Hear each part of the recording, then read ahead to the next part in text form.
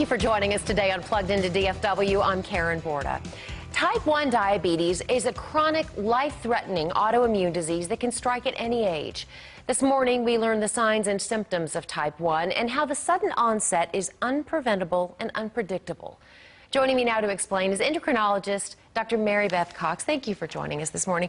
Now, for people with Type 1 diabetes, essentially their pancreas stops production of insulin. So what does the pancreas do? What function does it serve? Well, the pancreas in a non-diabetic person has several jobs, and all of them have to do with sort of processing food as it comes into the body. So relevant to diabetes, the job of the pancreas is to make this hormone insulin, which lots of people have heard of because we know of people getting insulin shots and that sort of thing. So insulin actually helps move blood sugar from the blood into the cells where your body can use it for fuel. So what happens if you don't have that insulin, if your pancreas shuts down? This is what happens with these people who have Type 1 diabetes. So if you don't have any insulin that's coming out of your pancreas, the sugar can't get from the blood into the cells in most places, and so you just lose it. It comes out through the kidneys, and your cells have no fuel. I should mention in the interest of full disclosure that my youngest child has Type 1. She was diagnosed 2 years ago. So what is the difference then between Type 1 and Type 2 diabetes? Because we hear it all the time. We see the commercials on TV, and it seems like most of those are geared toward people with Type 2 diabetes, correct? Yes. But they just say diabetes. Right. What's the difference between the two? This is a question a lot of people have confusion about. So Type 1 diabetes is an autoimmune disease where an antibody attacks these cells in the pancreas, the beta cells that make insulin.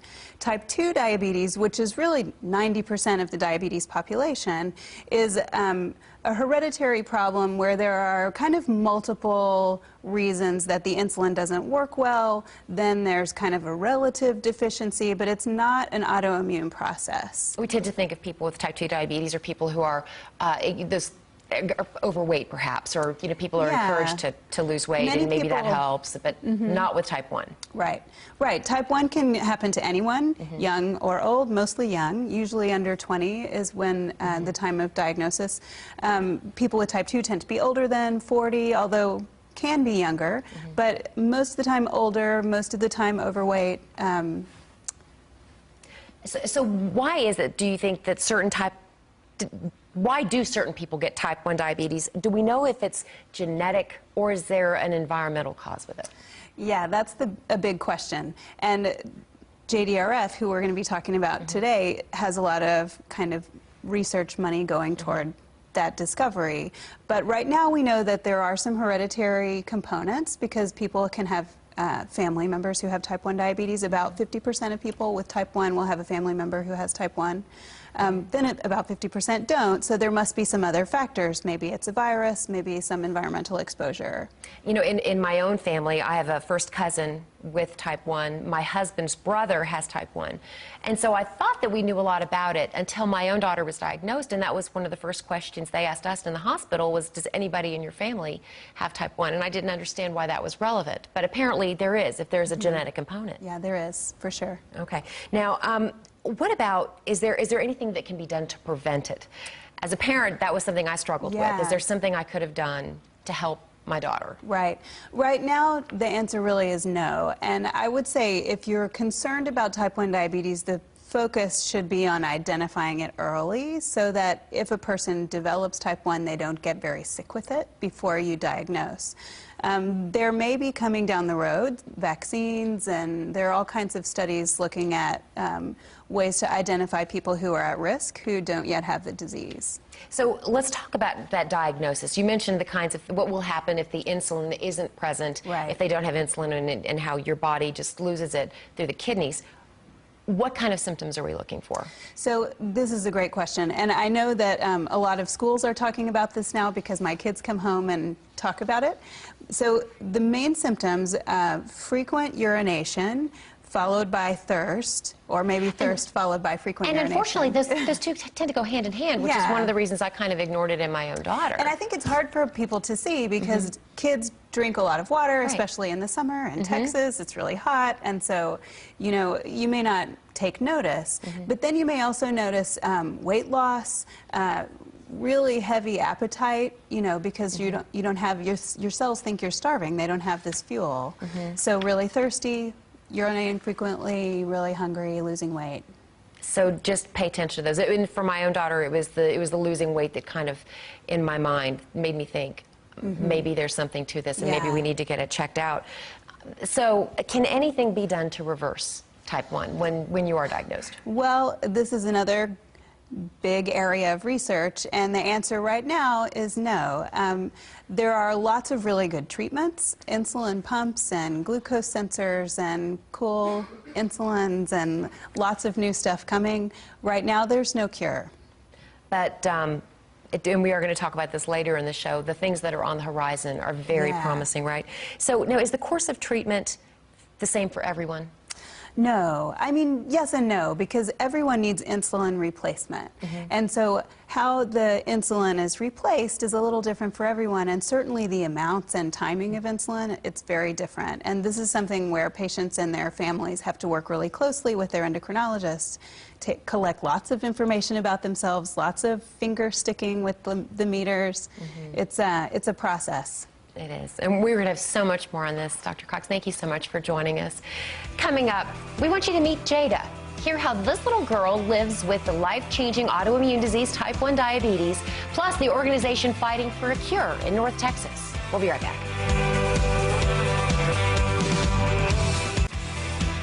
The cause of type 1 diabetes is not entirely understood, but scientists believe there are both genetic and environmental factors that might trigger it. There's nothing you can do to prevent it, and a diagnosis can be a shock for the entire family.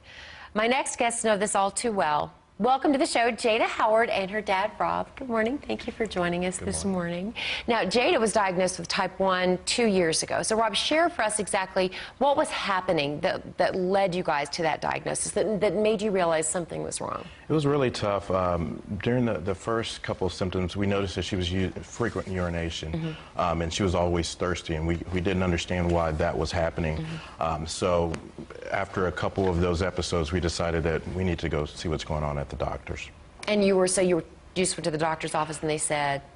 When we went to the doctor, they were actually a little alarmed because her blood sugars were 5 times the normal rate.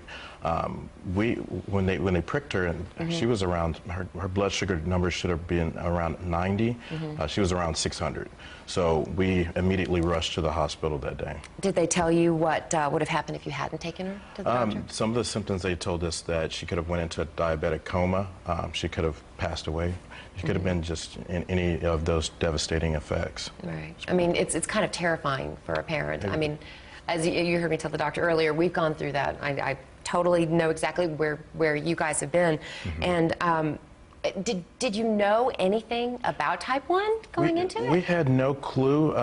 We'd always heard about type 2 diabetes, and we thought that, you know, it was about people who were unhealthy, kids who ate a lot of candy. It's what we always heard. But type 1 was not something that we had in our family that we really knew about. And that's why, yeah, there's so many questions surrounding it. And I know, you know, it's hard for everybody in the family. But Jada, I know it's really hard on you. Tell us about the when you have to prick your finger and everything, when you have to test your blood. Are you getting used to it, or because it's been a couple of years, or do you still hate it every single time? Yeah, I do hate it, but now that I have a Dexcom, I can just look at it, so I don't really have to prick my finger every day. I just prick it in the morning and at night. Oh, wow, that's great. Yeah, the technology's gotten a lot better. So we're organizations like JDRF are really helping out to help with the research and get the technology where it can help us out a lot. So we were talking about that. She mentioned Dexcom. It's the brand for the continuous glucose monitor. Are you guys also on a pump, an insulin pump? Or, okay. We're also on the Omnipod. Right before we got here today, we actually had to change it out. So it actually adds a little bit of time to the day for getting things started. We have to make sure we have that taken care of. Okay, yeah, that's, but it's just so much easier than the shots, I think. Okay, so you mentioned you only have to test twice a day then, so even with the Omnipod, you don't have to test before you eat? so that you can calculate and all that? For this device, they've actually, the FDA approved it to be actually more accurate than the last edition. We actually had the previous version, so this new version is much more accurate. So we can provide insulin based off of the numbers that we receive off of that. Okay, I'm going to look into that because my poor daughter, I mean, she has to do it every single time she eats, puts a carb in her mouth. So what about, now you and your family are trying to raise money, right, to help find a cure for this disease. Tell me what you guys are doing. Well, my family, we named our group called Jada's Jelly Beans, and right now we haven't started much yet, but we're starting to do it because we have my t-shirt, my Jada's Jelly Bean t-shirt, and my family is raising money for me, so we're always posting stuff. If they buy a shirt for us, it'll automatically go to the Jada's Jelly Bean site. And all of that money goes toward JDRF, right? Yes, it does. Yeah. Now, and is all of this part of the walk that's coming up? Yes, it is. This is for the walk. We've put together the T-shirts, and we actually built her a website as well so that she can put more awareness out there, and her post on Facebook to just let people know about this condition because it's pretty foreign to a lot of people. As we mentioned, you know, a lot of people you automatically think of the disease that 90% of people who have diabetes have, and that's type 2 and not type 1. So why is it that this walk is so important to you? For me, the walk is very important because it does raise a lot of awareness. There's a lot of people that do not know about this condition. They hear about the type 2 majority of the time, so just raising awareness for type 1 is going to be, this is just a great thing for not only Jada, but for the millions of others that are affected by type 1. Well, Jada, you are a trooper, and I hope you and the rest of your Jelly Beans just do an amazing job. It's a great walk. It's a terrific venue. We're going to talk more about that coming up. Thanks, both of you, for joining us this morning. Thank you, now, as we mentioned, Jada and her family are going to be participating in the upcoming One Walk. JDRF is hoping One Walk in Fort Worth raises more than $400,000 for much-needed type 1 diabetes research. When it is and how you can get involved. Stay with us. More than 1 million Americans live with type 1 diabetes, but a new device could make their lives a little less stressful. CBS's Kenneth Craig reveals how the artificial pancreas works.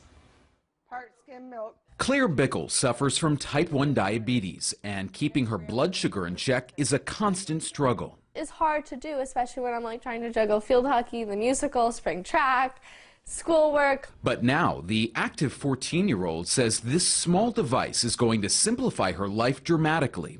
She's one of the first patients in the country and the first pediatric patient to receive the so-called artificial pancreas since it was FDA approved last year. It gave me 0.2 units of insulin. The system from Medtronic automatically measures her blood sugar and delivers personalized amounts of insulin 24 hours a day with less interaction from Claire. Dr. Stuart Weinzimmer at Yale Children's Diabetes Program says reducing the burden to patients and families is huge. You still have to do some basic things like testing your blood sugar and dosing what you're eating, but this is going to operate and do a lot of the important safety work in between meals, during exercise, and at night. Those are the times Claire's mother would worry about blood sugar dropping the most. And what does that do for your worry level? Oh, it brings it down a lot. I slept all night last night.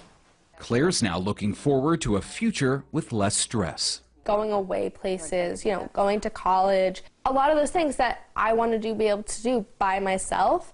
It's just a lot easier. Giving both her and her mother peace of mind and another reason to smile. Kenneth Craig, CBS News, New Haven, Connecticut. So I'm joined now by the executive director of JDRF Fort Worth, the Fort Worth Arlington chapter, Carmen Holmes. We have been talking about type 1 diabetes this morning. JDRF is the Juvenile Diabetes Research Foundation, because everybody used to call it juvenile diabetes. Now everybody refers to it as type 1. It is the leading global organization funding type 1 diabetes research. So tell us where we stand with that in finding a cure. So, you know, a lot of our research is divided into three sort of big buckets. We do a lot of programs. We have 65 clinical trials that we're funding in humans, so that number has grown by leaps and bounds just in the past 10 years. But we do divide our research into about three buckets. It's the cure, treat, prevent, just to keep it simple. Cure research is focused on regeneration of the body's normal biological function, like turning that pancreas back on, turning that autoimmune response off, and helping people just produce insulin on their own as their bodies were intended to do. There's the treatment piece, which improved treatment methods, improved sensors, like the artificial pancreas, improved pump systems, the artificial pancreas, yes, better insulins that react faster within the body. You know, just treatment that makes it a little less burdensome, a little less challenging, a little less scary, a little more accurate. So treatment's a big piece of what we do. And then there's the prevention piece. So finding a vaccine for type 1 diabetes, being able to identify what those antibodies are that the body might have already present, and then being able to vaccinate against type 1. That's just incredible. Which would be remarkable, yeah. So tell me, though, because, I mean, every time I talk with you and I talk with others in the community, where are we in terms of, you know, just being on the cusp of this? Because it was a couple of years ago when my daughter was diagnosed that we were talking about this artificial pancreas, but it was still out there on the horizon. Right. So where are we now with the new things that are in the works and that are really, really close to fruition? So artificial pancreas is on the market. It is a new product. You know, one of the things, and it's a good and bad thing, but JDRF worked with Medtronic and worked with the FDA to get that approval process sort of expedited. And so the approval process came through in last fall, and Medtronic is just ramping up production, and you know, they are really focusing on getting that 670G, that artificial pancreas model, to the people that are sort of first in line for that. And so artificial pancreas has been a long journey, right? So it's been something that we've been working on for probably 10 years. And it's present. It's present in the market. It's available to the end user. It will be a rollout process. So, you know, mass producing those devices and getting them out and getting people trained, getting the healthcare providers trained on how to best use that system and do the best job for their patients. So that's a big win. It's a huge win for us. We still continue to look at beta cell regeneration. So JDRF is funding a researcher at Harvard who has learned how to turn precursor cells into fully functioning insulin-producing cells, which is magnificent. It's wonderful. So now we're looking at how to get those into the body to help them behave like the person's normal pancreas, normal beta cells that are producing insulin. So it's a journey. The body is complicated. Everyone's biology is a little different. You know, we were just talking earlier about reactions to simple things like adhesives. So reactions to something that's implanted in your body is different. One really cool thing I will tell you that I just heard about is a tic-tac-sized sensor that they are in clinical trials right now with mouse models, so animal models, but just having this tic-tac-sized sensor that you could then swipe a device. You know, it's very James Bond. It's very Star Wars and all of that. Yeah, it's very cool. But that technology is coming. You know, just a tiny, tiny sensor that's the size of a Tic Tac that could be implanted under the skin and could take the place of the Dexcom that sits outside the skin. And it would basically read your your blood sugar level. Okay. I mean, it really is so incredible, and so many people I know have generous hearts, and they want to be able to give. They want to be able to do it to make a difference. And this is one of those diseases that it seems to me like it's so close in so many areas. Yes. And just leaps and bounds over the last 50 years or so. Yes, absolutely. 20 years ago, we didn't even have a continuous glucose monitor. Right. So 50 years ago, we had animal insulin. We didn't even have the synthetic insulin that's so smart these days. People were mixing their own. Right. And it's crazy. Yeah, it's just so different. Now, what about the... a lot of times when individuals are diagnosed, they know so very little about this disease. What is JDRF doing to help in that learning process? Because it is a huge learning curve when you're going from being just a totally normal person to one day, boom, I mean, my child is in the hospital for days. Right. What is JDRF doing? Right. So one of the greatest things that we're doing is we have a mentor program. We have a Bag of Hope program that we partner with Cook Children's Hospital, and we deliver a Bag of Hope. It contains information. It contains a Rufus the bear that has pads on his arms and on his tummy, and he can actually take a shot or test his blood sugar along with the newly diagnosed kiddo. So we partner with Cook Children's Hospital to deliver those Bags of Hope to every newly diagnosed family. And then we follow up with a mentor partnership for that family. So we follow up with a person who has walked a mile in those shoes, and they provide that family with just an outlet, right? So some resources, some day-to-day practical knowledge about how to live with type 1, and they encourage this new family and say, you're going to make it, you're going to be okay, and we're going to help you along the way. It's pretty special. Yeah. Thank you so much, Oh, Carmen. yeah. We're going to have more in just a moment, but it is time for a break. Coming up, the One Walk in North Texas, hoping to find a cure for type 1, and you are invited. We've got details for you next.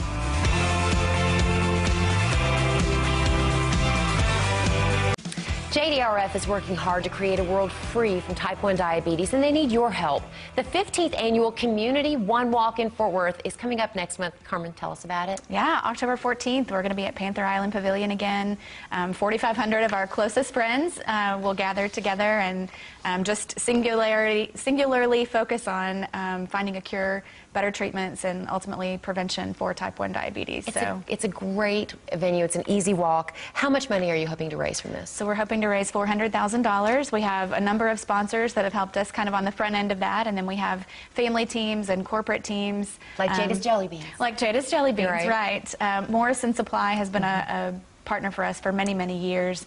Walgreens is currently conducting a sneaker campaign for us in their stores. So we just have a lot of great friends that help us from the corporate side. But then the families, honestly, they rally their friends, their community, their network, their employers together and just do a great job of not only spreading awareness for type 1 diabetes, but also raising funds for such an important cause. Now, $400,000 is a lot of money. How is that money going to be used? So we are going to use that funding for cure, treat, and prevent research. We are going to continue to push forward and push intelligently, leveraging all of the information that we have, trying to get treatments in the hands of people that need them. Now, how can we sign up? walk.jdrf.org/Fort Worth. That should take you directly to the Fort Worth Walk website, and it's really easy to register. There's lots of tools available on that participant center. You can personalize your page, put your picture of your team, your loved one who lives with type 1, and then just share your story. So that's part of the awareness that Rob talked about. Just share your story, share the signs and symptoms. We have many families that have come back to us and have said, you know, I posted my story, a friend of mine called me and said their child was having those symptoms and they were able to catch it early before that child was very, very sick. So that's what we're doing, research and awareness. So important. Carmen Holmes, thank you so much for being Absolutely. with us. Carmen is the Executive Director of JDRF Fort Worth Arlington. And if you have any questions about type 1 diabetes or how to sign up for the JDRF Community One Walk, go to jdrf.org or just call 817-332-2601. Thanks for being with us today. We'll see you next week. Until then, I'm Karen Bora. Have a great